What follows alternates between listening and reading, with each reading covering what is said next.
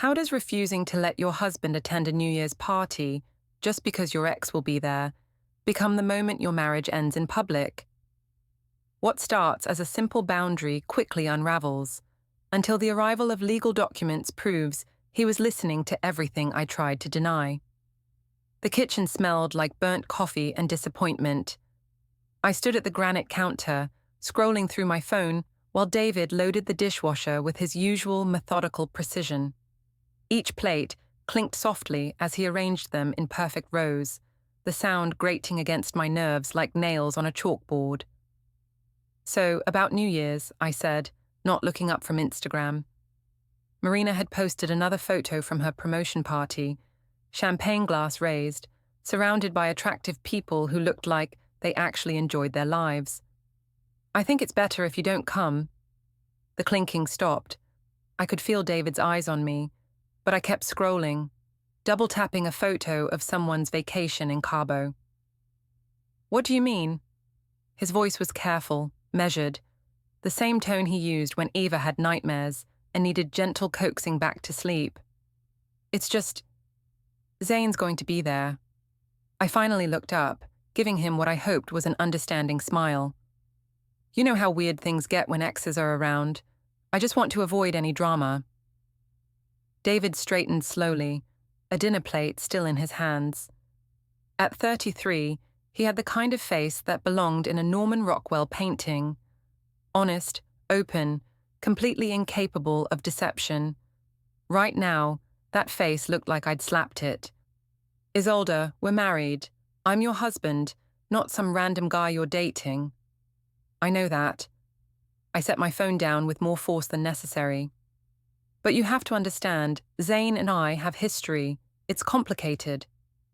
"What's complicated about it? You chose me. We have a daughter together. We have a life." The way he said "we" made something twist uncomfortably in my stomach. I pushed the feeling away and focused on the familiar irritation instead. This was exactly why I needed space.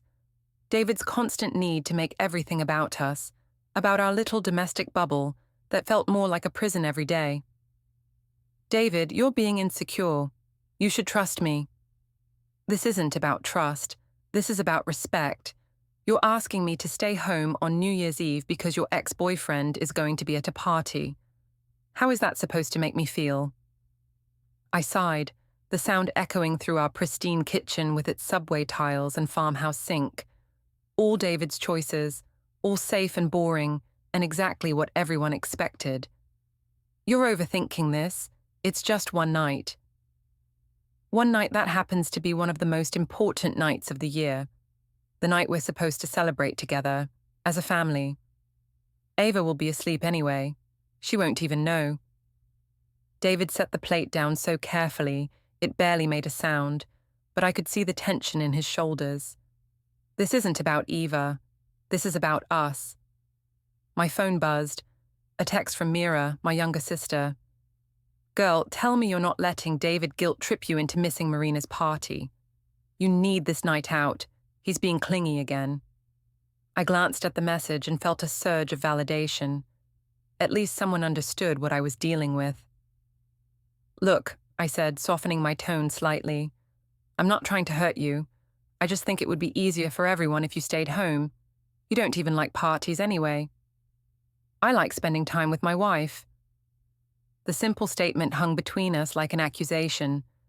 I felt cornered, defensive, the way I always did when David got like this, all wounded and martyred, making me feel guilty for wanting something for myself. "Fine," I said, grabbing my phone. "Be dramatic about it, but I'm going either way." I started to walk past him toward the stairs, but his voice stopped me. "When did I become the enemy, Isolde?" I turned back, ready with a sharp response, but something in his expression made the words stick in my throat. He looked genuinely confused, like he was trying to solve a puzzle with missing pieces. "You're not the enemy," I said finally.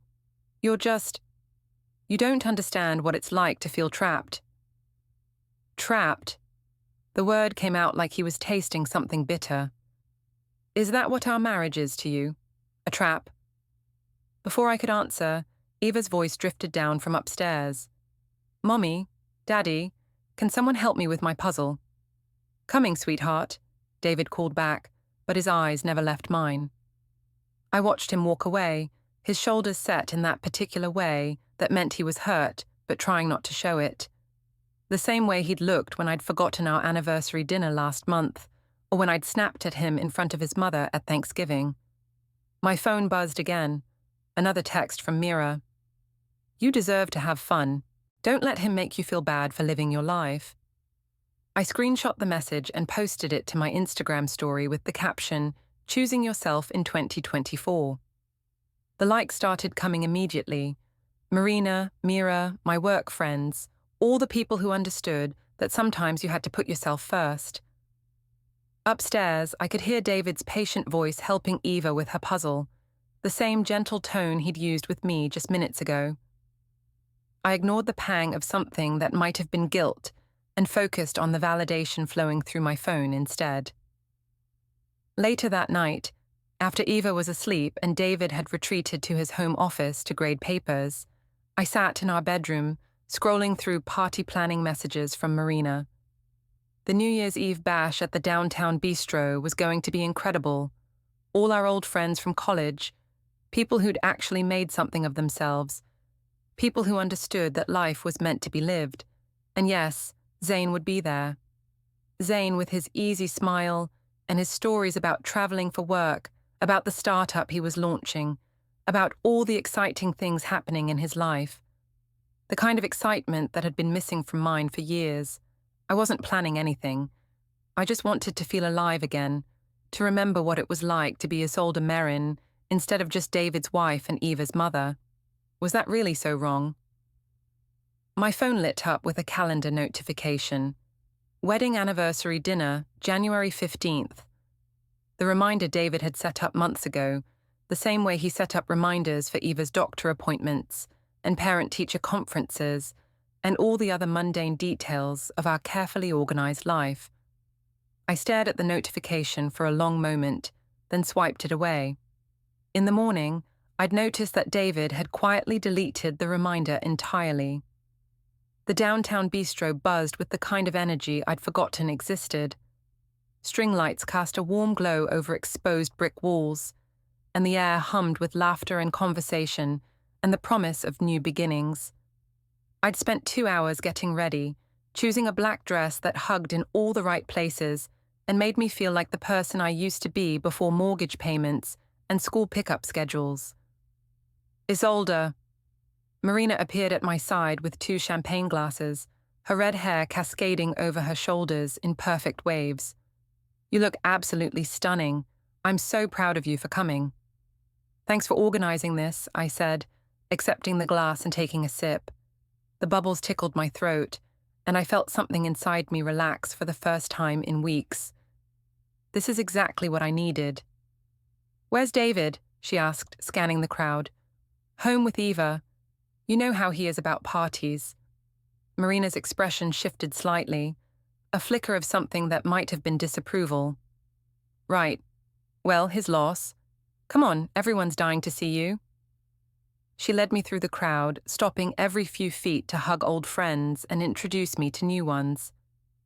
I felt like I was floating, buoyed by compliments and attention, and the intoxicating feeling of being seen as myself rather than half of a couple. "Isolde Merrin," a familiar voice said behind me. "I was hoping you'd show up." I turned to find Zane Rutherford smiling at me, looking exactly the same as he had in college, but somehow better, more confident, more polished.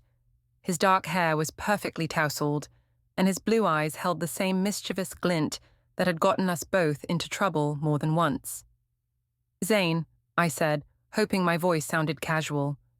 "I heard you were back in town." "Just for a few weeks. Business meetings. You know how it is." He stepped closer, and I caught a whiff of his cologne, something expensive and sophisticated that made my head spin slightly. "You look incredible." "Thank you." I felt heat creep up my neck and took another sip of champagne to cover my embarrassment. "So where's the husband? David, right?" "He's home. New Year's Eve isn't really his thing. Zane's eyebrows rose slightly. Really? If I were married to you, I wouldn't let you out of my sight at a party like this. The comment sent a thrill through me that I tried to ignore. He trusts me. Smart man. Zane's smile widened. Dance? Before I could think of a reason to say no, he was leading me onto the makeshift dance floor. The music was loud enough to drown out the voice in my head that sounded suspiciously like David, asking if this was really a good idea. My phone buzzed against my clutch. A text from David. Hope you're having fun. Ever asked if you were coming home to kiss her goodnight? I showed the message to Marina, who'd appeared beside us with fresh drinks. God, he's so clingy, she said, rolling her eyes. Can't you have one night without him checking up on you? He's just worried about Eva, I said, but even as I spoke the words, they felt hollow. David had put Eva to bed thousands of times. He didn't need me for that. Another buzz. Just want to make sure you got there safely. Love you. Seriously? Marina grabbed my phone before I could stop her. This is ridiculous. You're a grown woman, not a teenager with a curfew. She was right, of course. I was 31 years old, successful in my own right, perfectly capable of taking care of myself. The constant checking in felt suffocating, like David couldn't trust me to make it through one evening without his supervision. He's just being protective, I said, but the words lacked conviction. Protective or controlling? Zane asked, appearing at my elbow with another champagne glass. There's a difference. I accepted the drink gratefully, using the moment to gather my thoughts. He's not controlling. He's just intense about family stuff. Family stuff like letting his wife have a social life. The question hit closer to home than I wanted to admit. When was the last time I'd gone out without David? When was the last time I'd done anything spontaneous or exciting or just for me? My phone buzzed again. This time it was a FaceTime call from Eva, David's face visible in the corner of the screen. Mummy. Eva's voice was bright and happy despite the late hour. Daddy and I made cookies. Look. She held up a misshapen sugar cookie decorated with too much frosting and rainbow sprinkles. That's beautiful, sweetheart, I said, stepping away from the noise of the party. You should be in bed, though. Daddy said I could stay up a little longer since it's New Year's Eve. Are you having fun at your party? Yes, baby. Mummy's having a good time. When are you coming home? The innocent question felt like a weight on my chest. I don't know yet. Soon. Okay, I love you, Mummy. I love you too. David's face appeared on the screen as Eva ran off to show her cookies to someone else. Sorry to bother you, he said quietly. She really wanted to show you what she made. It's fine. But it wasn't fine. The call had shattered the spell of the evening, reminding me of all the reasons I'd wanted to escape in the first place. You look beautiful, David said, and there was something in his voice that made my stomach twist with guilt.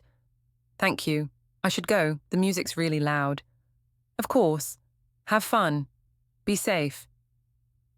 I ended the call and rejoined the group, but something had shifted. The champagne tasted flat, and Zane's flirting felt less thrilling and more complicated. Everything okay? He asked, his hand finding the small of my back as he guided me back to our table. Fine, just family stuff. You know, he said, leaning closer so his breath tickled my ear. I always wondered what would have happened if we'd stayed together, if you hadn't chosen the safe option.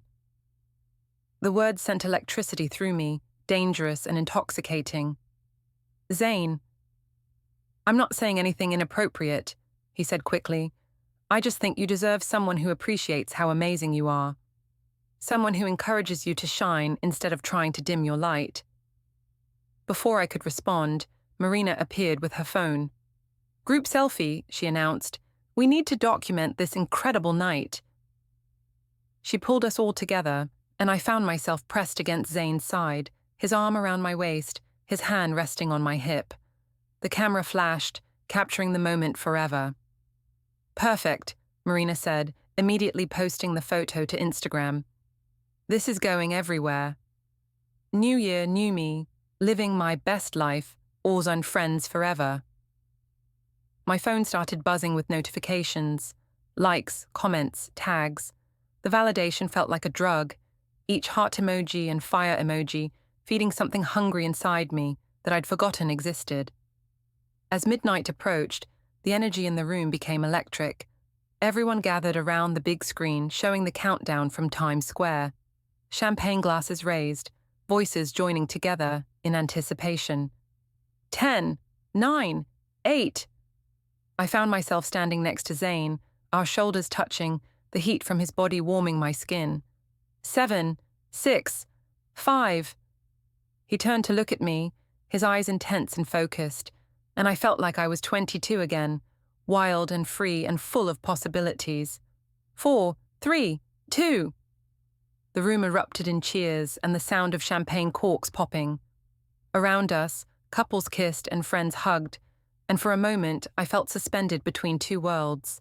The safe, predictable life I'd built with David, and the exciting, uncertain path I'd abandoned for security.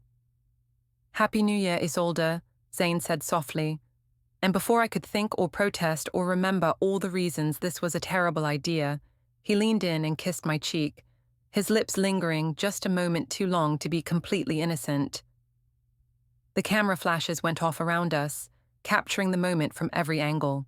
Later, I would see the photos and realize how they looked. My hand on his shoulder, his face close to mine, both of us glowing with champagne and possibility, and something that definitely wasn't just friendship. But in that moment, all I could think about was how alive I felt, how seen and appreciated and desired. It had been so long since anyone had looked at me the way Zayn was looking at me, like I was fascinating and beautiful and worth pursuing. My phone buzzed with a text from David. "Happy New Year, love. Hope 2024 brings you everything you're looking for." The message should have made me smile. Instead, it made me feel hollow, like I was reading words meant for someone else entirely. Someone who wanted the same things David wanted. Someone who found joy in quiet Sunday mornings and family game nights and the comfortable routine of a life well lived. I looked around the party, at Marina dancing on a table, at Zayn telling animated stories to a group of fascinated listeners, at all the beautiful, successful, exciting people who'd managed to build lives that looked like adventures rather than obligations. "You okay?" Zayn asked, appearing beside me with 2 glasses of champagne. "Perfect," I said, accepting the drink and pushing thoughts of David and Eva and responsibility as far away as possible. Absolutely perfect. It was after 2 in the morning when I finally made it home, my heels dangling from my fingers, my head spinning with champagne and compliments and the lingering scent of Zayn's cologne. The house was dark except for the porch light David had left on for me, and I fumbled with my keys, trying to be quiet.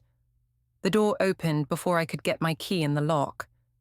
David stood there in his pajamas, his hair messy from sleep, his eyes taking in my disheveled appearance with an expression I couldn't quite read. "Did I wake you?" I whispered. "No," he said quietly. "I was waiting up." "You didn't have to do that." "I wanted to make sure you got home safely."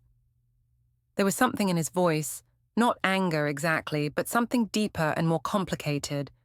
I followed him into the kitchen, where he'd left a glass of water and 2 aspirin on the counter. "Thoughtful," I said, downing both pills. "Did you have fun?" The simple question felt loaded with landmines. "Yes, it was good to see everyone." David nodded, his eyes studying my face in the dim light. "Marina posted some photos. You looked like you were having a good time." My stomach dropped. "You were stalking my social media." "I wasn't stalking anything. The photos showed up in my feed because Marina tagged you."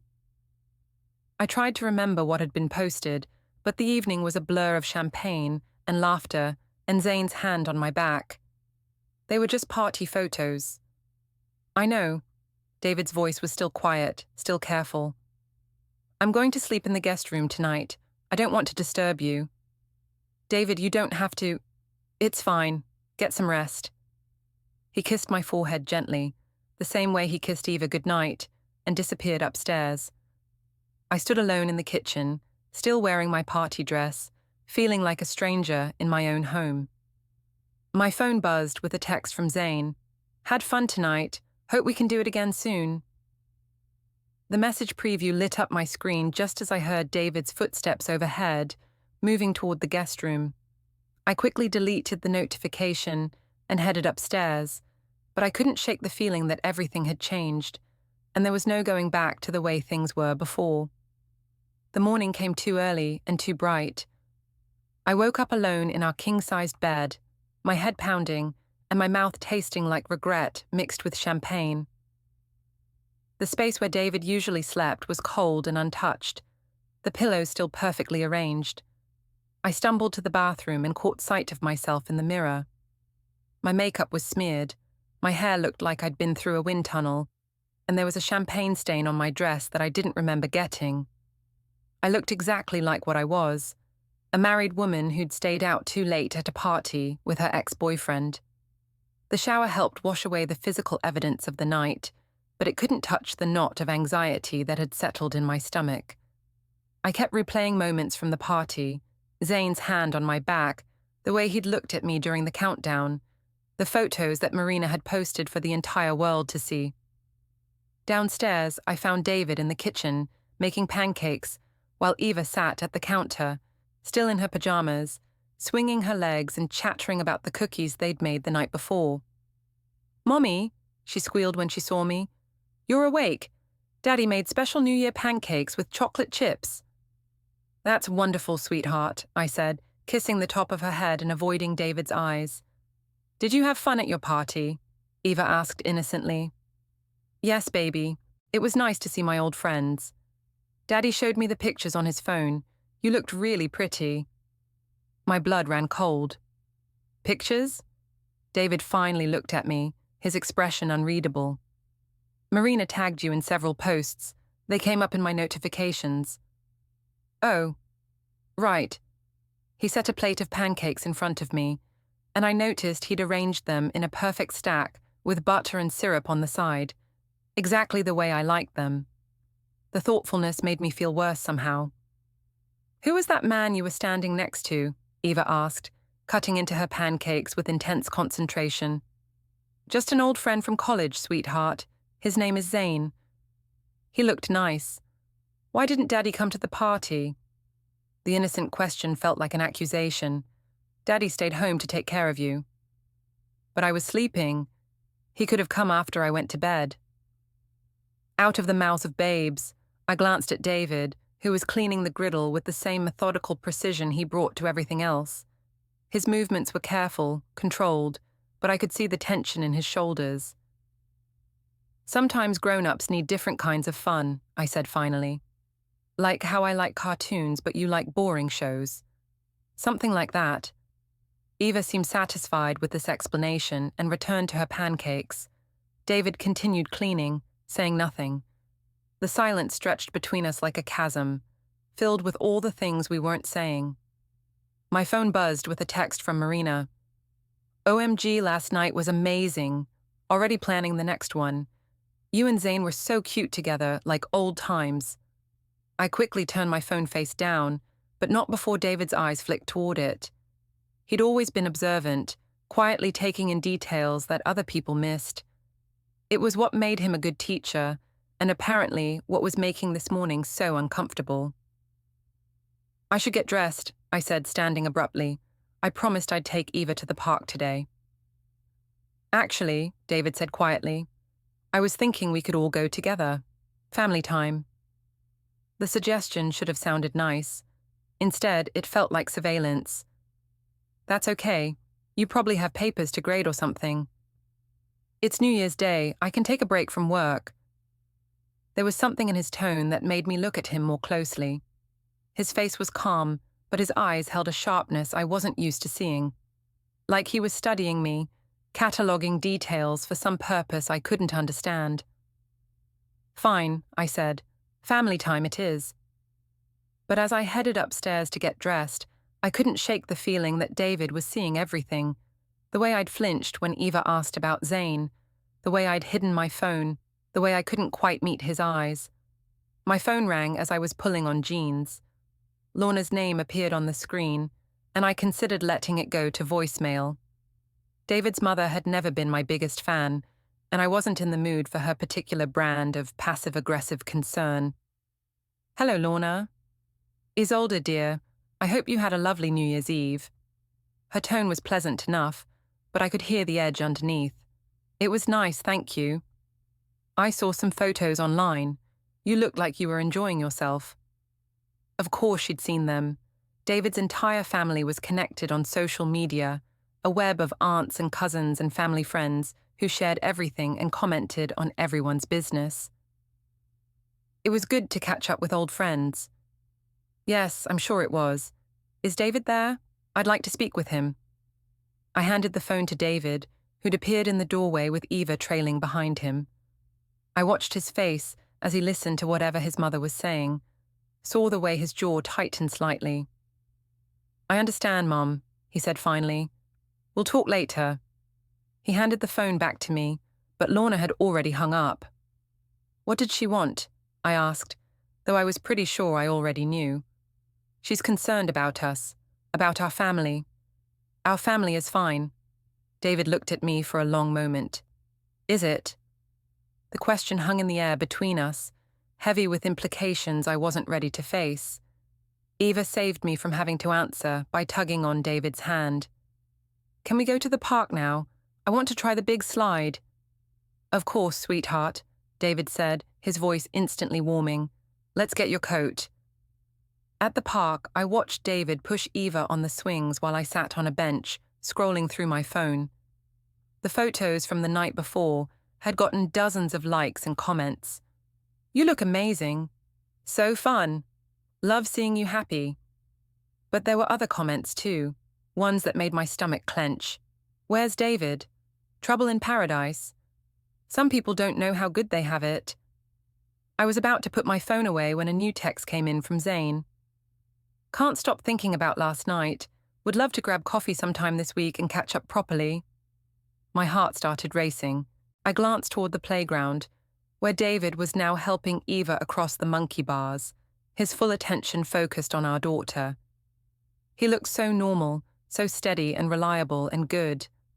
The kind of man any reasonable woman would be grateful to have. So why did I feel like I was suffocating? I deleted Zane's message without responding, but the damage was done. The words were burned into my memory, along with the way he'd looked at me, the way he'd made me feel alive and desired and interesting. "Mommy!" Eva called from the top of the slide. "Watch me!" I looked up just in time to see her come down the big slide, her face bright with joy and accomplishment. David was waiting at the bottom to catch her, his arms open, his smile genuine and proud. "Did you see me, Mommy?" "I saw you, baby. You're so brave." But even as I smiled and clapped and played the part of the devoted mother, part of me was still thinking about Zane's text, about the coffee invitation, about all the roads not taken, and the life I might have had if I'd made different choices. That evening, after Eva was in bed, David and I sat in the living room pretending to watch a movie. But I could feel his eyes on me, studying my face in the flickering light from the television. Every time my phone buzzed, his attention sharpened, and I found myself holding my breath. "Isolde," he said during a commercial break, "we need to talk." "About what?" "About last night, about us, about what's happening to our marriage." I felt panic rise in my throat. "Nothing's happening to our marriage. I went to a party. That's not a crime." "You're right. Going to a party isn't a crime. But lying to your husband is a problem. Hiding things is a problem. Making me feel like I'm the enemy for wanting to spend time with my wife is a problem." "I'm not lying about anything." "Then tell me about Zane." The name hung between us like a bomb waiting to explode. "What about him?" "Tell me why you really didn't want me at the party. Tell me why you've been checking your phone every 5 minutes since you got home. Tell me why you look guilty every time Eva mentions the photos." I stared at him, this man I'd married 7 years ago. This good, decent person who'd never done anything but love me and try to build a life with me. He deserved the truth. He deserved honesty and respect and a wife who chose him every single day. Instead, I heard myself say, "You're being paranoid, David. And frankly, it's not attractive." Something shifted in his expression. A door closing, a light going out. "I see." He stood up and headed toward the stairs, moving with the same quiet dignity he'd shown the night before. "Where are you going?" "To bed, in the guest room. I think we both need some space to figure out what we want." After he left, I sat alone in the living room, staring at the muted television and trying to convince myself that I'd done nothing wrong. So what if Zane had texted me? So what if we'd taken some photos together? I was allowed to have friends. I was allowed to have a social life. But deep down, I knew David was right. Something was happening to our marriage, something that had started long before last night's party. And instead of fighting for what we'd built together, I was letting it crumble while I chased the ghost of who I used to be. My phone buzzed with another text from Zane. "Hope I didn't get you in trouble with the husband." That wasn't my intention, but I meant what I said about coffee. It would be good to catch up. This time, instead of deleting the message, I found myself typing back, "Coffee sounds nice. When were you thinking?" The response came immediately. "Tomorrow. There's a great little place downtown, very discreet." I stared at the word discreet for a long time, understanding exactly what it implied. This wasn't just about catching up with an old friend. This was about crossing lines that, once crossed, couldn't be uncrossed.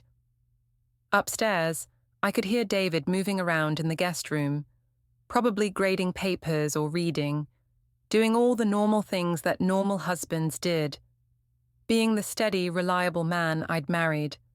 I typed back, "Tomorrow works. Send me the address." And with that simple message, I stepped over the line that would change everything. The coffee shop was exactly the kind of place Zane would choose.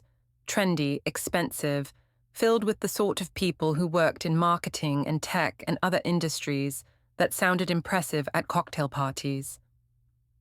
I arrived 15 minutes late, a habit I developed to avoid looking too eager, and found him at a corner table with 2 artisanal lattes already waiting. "You came," he said, standing to hug me. The embrace lasted a moment too long, his hands lingering on my back in a way that made my pulse quicken. "I said I would." "I know, but I thought you might change your mind. Guilty conscience and all that."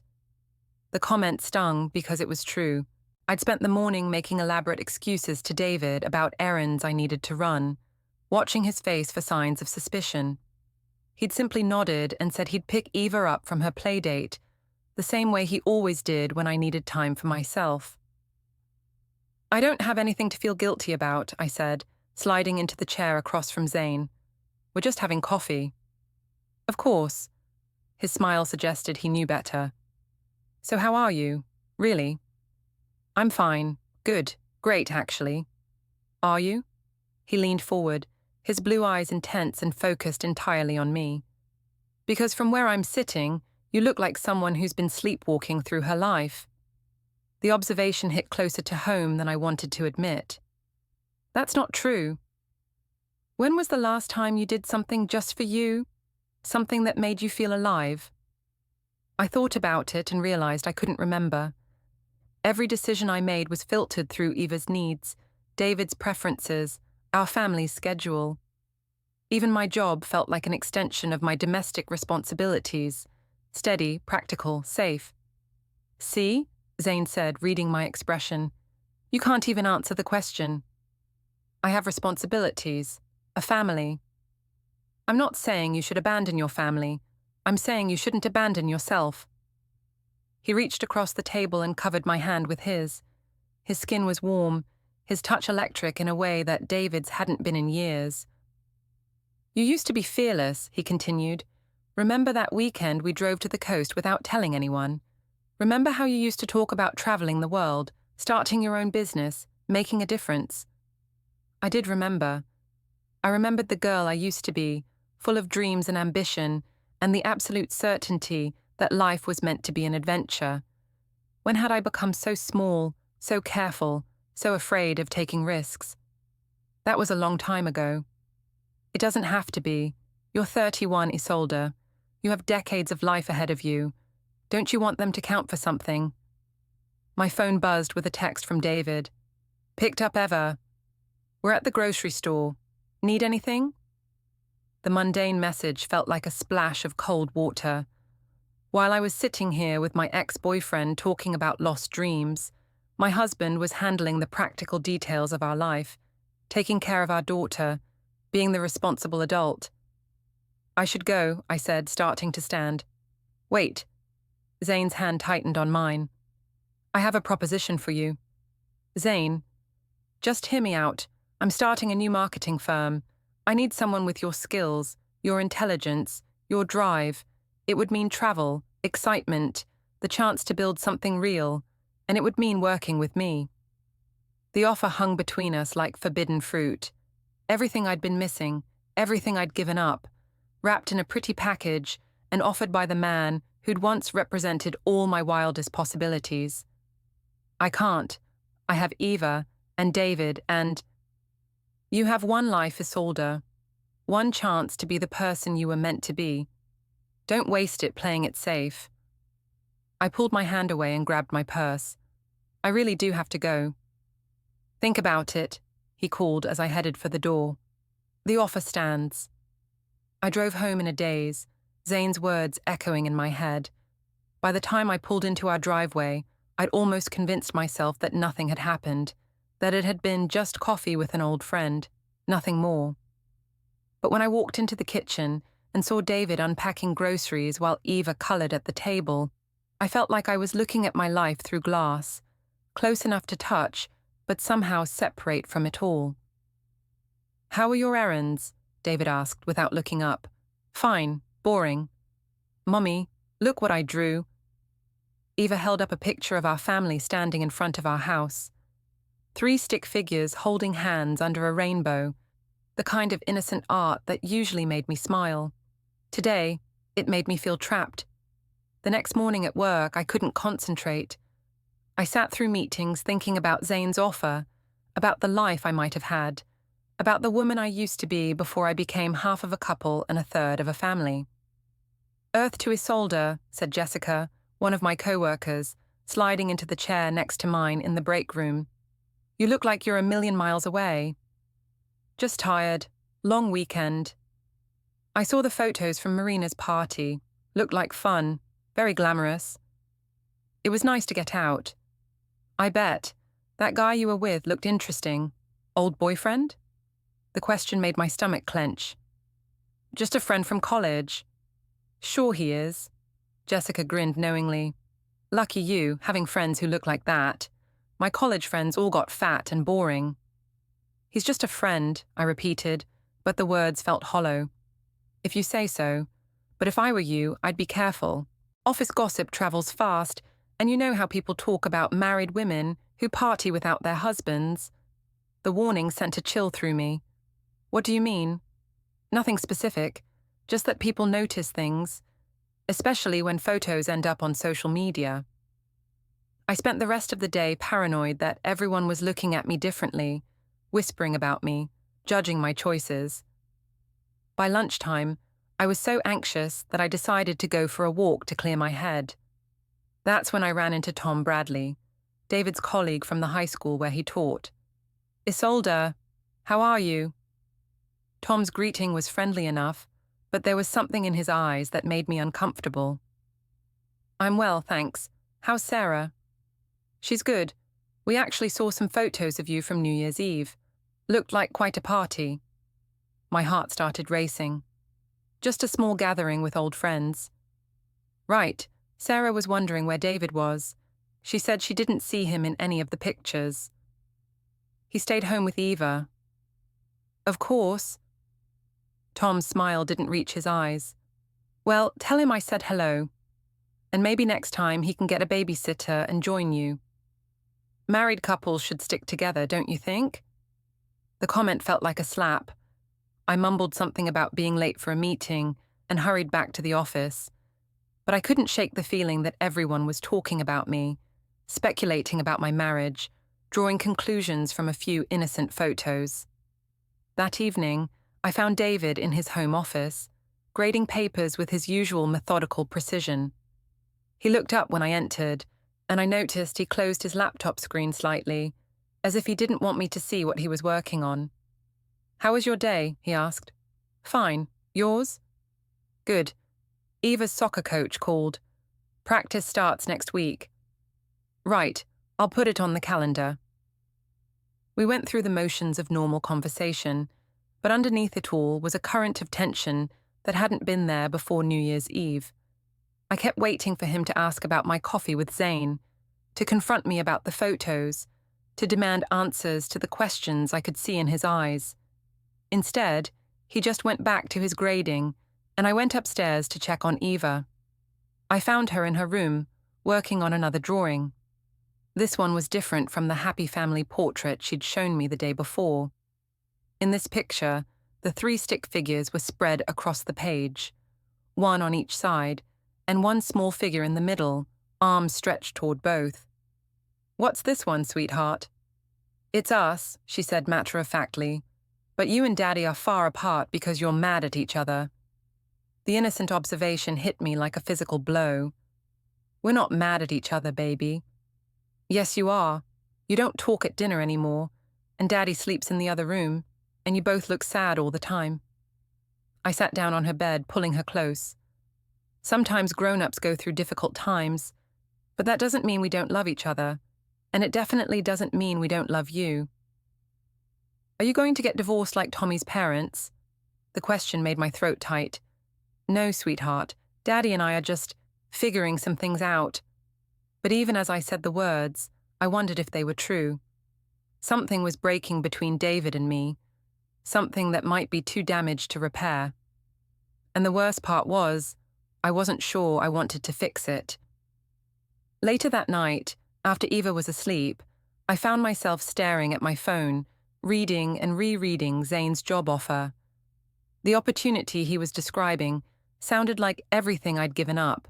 Travel, excitement, the chance to build something meaningful with someone who saw my potential instead of just my domestic utility. I was so lost in thought that I didn't notice David standing in the doorway until he spoke. "Working late?" I quickly closed my phone. "Just checking emails." He nodded, but his eyes lingered on my face in a way that made me feel exposed. "I'm going to bed. Try not to stay up too late." "David," I called as he turned to leave. "Yes?" "Are we okay? You and me?" He was quiet for so long that I thought he wasn't going to answer. When he finally spoke, his voice was soft and sad. "I don't know, Isolde. Are we?" The question hung in the air long after he'd gone upstairs, and I realized I didn't know the answer. 3 weeks passed in tense limbo. David slept in the guest room, polite and distant, while I kept meeting Zane for coffee, pretending it meant nothing as my pulse betrayed me. Eva absorbed the poison, turning clingy, anxious, and sharp with questions about Daddy's sadness. At a family barbecue, warmth almost fooled me into believing we could recover. Until my phone buzzed and Marina called, blurting out Zane's job offer like a celebration. Across the kitchen table, David's face changed from hope to ice. "Job offer?" he asked. I fumbled, minimized, lied. He didn't shout. He just drew the line. Family or fantasy. Then he walked away, leaving my silence to answer. The papers arrived on a Tuesday in February, the courier's pity hidden behind perfect manners. I stood in my bathrobe, already knowing what the envelope held. David had moved out quietly, packing while Eva was away, telling me all contact would go through lawyers. I'd laughed, David, the apologizer. Lawyering up? Then I opened the petition and the attachments, texts with Zane, New Year's photos, highlighted bank withdrawals, even my posts analyzed like evidence. Worst were the home security audio files. My own voice, cold and dismissive. Patricia said it was airtight, top firm, primary custody. I finally understood. David had been ahead for months.